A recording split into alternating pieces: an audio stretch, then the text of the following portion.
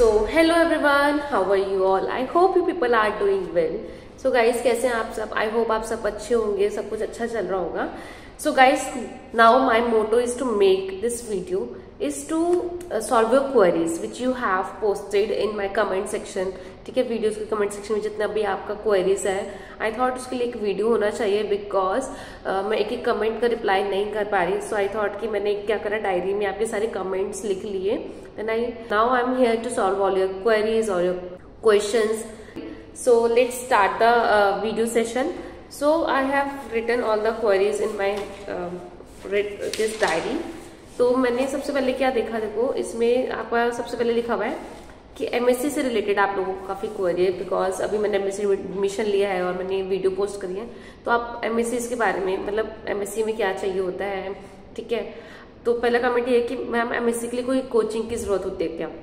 देखिए, कोचिंग ये आपके ऊपर खुद के डिपेंड करता है कि आप पहले खुद का सेल्फ एनालिसिस करेंगे कि आपका थ्योरेटिकल पार्ट कितना अच्छा है, स्ट्रांग है या कहाँ पे वीक है, या आपने पहले भी तैयारी की है बट वो नहीं हो रहा, या जो आपका जो कंटेंट आप पढ़ रहे हैं वो अगर आपने एग्जाम दिया है तो उससे रिलेट कर पाते हो या नहीं, कि इस तरह की चीजें पूछी जा रही हैं या नहीं, या फिर आप कुछ अलग पढ़ रहे हो. तो ये चीज आप खुद सेल्फ एनालिसिस करके बता पाएंगे.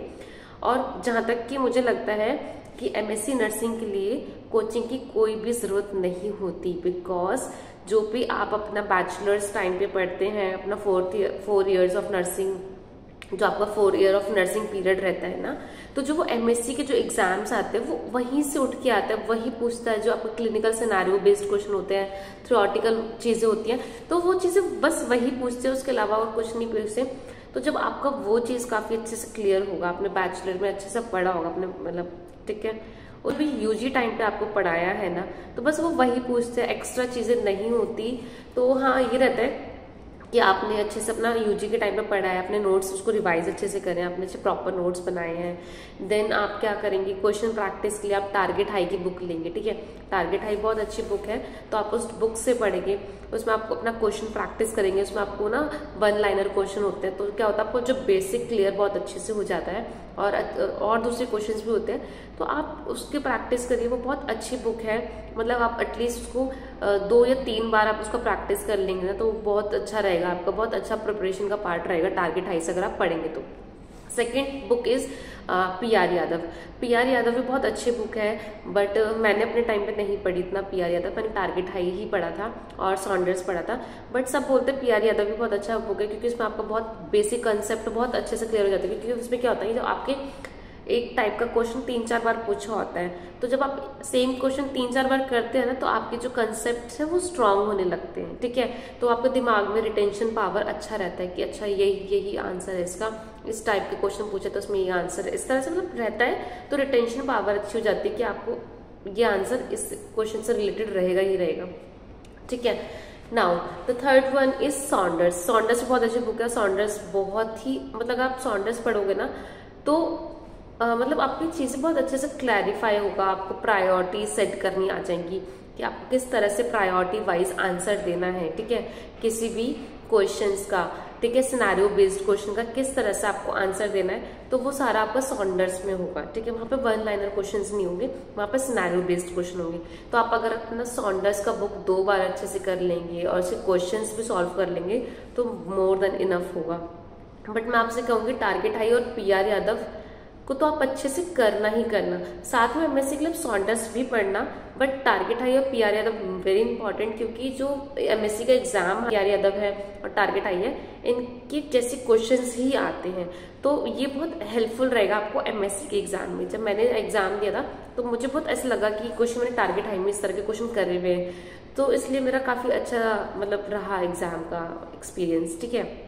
नाउ तो कोचिंग का मुझे ऐसा लगता है कि तो ये कोचिंग वाला तो ये आप पे डिपेंड करता है कि आप कितना पढ़ रहे हो और कैसा रहेगा. मतलब कोचिंग में ना एक चीज ये भी रहती है कि कुछ स्टूडेंट्स को होता है कि अगर सामने वाला आपको पढ़ा रहा है ना, तो आपका ज्यादा रिटेंशन पावर तब रहता है कि सामने वाले ने आपको बताया कि ये, तब वो लोग एक पॉइंट पे पॉइंट आउट करते रहते हैं, 3-4 बार ऐसे बोलते हैं ना, तो कुछ लोगों का रिटेंशन पावर वहां बनता है. तो वो आप पे डिपेंड करता है कि आपको इस तरह से पढ़ना है या फिर आपको सेल्फ स्टडी करनी है. कुछ मेरी फ्रेंड है, उसको एक मेरी फ्रेंड है उसको सेल्फ स्टडी ही अच्छा लगता है, मतलब she don't like any coaching. वो कहती है मुझे हमेशा सेल्फ स्टडी से ही अच्छा रहता है। तो ठीक है, ये चीज हो गई।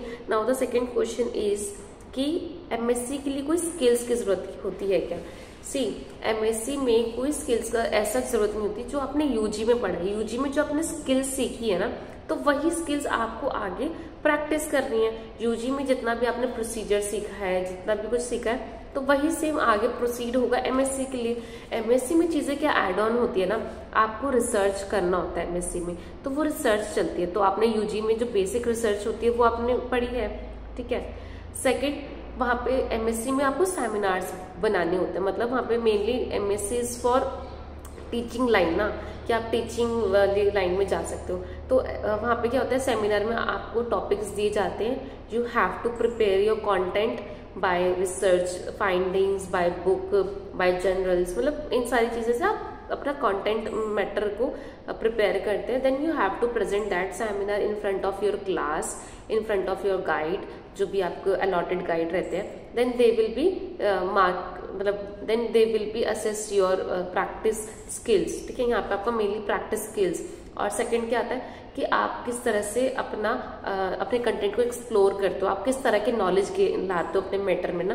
तो ये चीजें बहुत इंपॉर्टेंट रहती है कि आप किस तरह से ना एक्सप्लोर करते हो, ठीक है। टीचर के लिए क्या होता है, वो अच्छे से एक्सप्लोर करता है, देन एक कंटेंट प्रिपेयर करता है जो कि बहुत अच्छा रहे, कंटेंट अट्रैक्टिव रहे, इनोवेटिव रहे, ठीक है, अंडरस्टैंडेबल रहे। तो ये चीजें जो स्किल्स होती है ना, ये चीजें आपकी असेस होती है एमएससी में। Second, practice teaching. Practice teaching भी यही है कि आप अपने जूनियर्स को पढ़ाते हो। सेकंड ईयर की क्लास है तो फर्स्ट ईयर की क्लास है, तो जैसे मैं अभी एमएससी करूँ तो मैंने अभी फर्स्ट ईयर की क्लास ली है, तो उसके लिए भी मैं अपना कंटेंट प्रिपेयर करूंगी, अपनी पीपीटीज बनाऊंगी, फिर मैं किस तरह से उन स्टूडेंट्स को समझा रही हूँ, देन उनको समझ में आ रहा है या नहीं आ रहा, ठीक है, मेरा वे ऑफ टॉकिंग कैसा है, मैं उनको किस तरह से अपना कंटेंट डिलीवर कर रही हूँ, मेरे modes of delivering of content क्या है। तो ये सारी चीजें असेस करते हैं इन द, और ये सारी चीजें अंडर गाइड होती है, मतलब जो भी आपको टीचर अलॉटेड रहते हैं, ठीक है।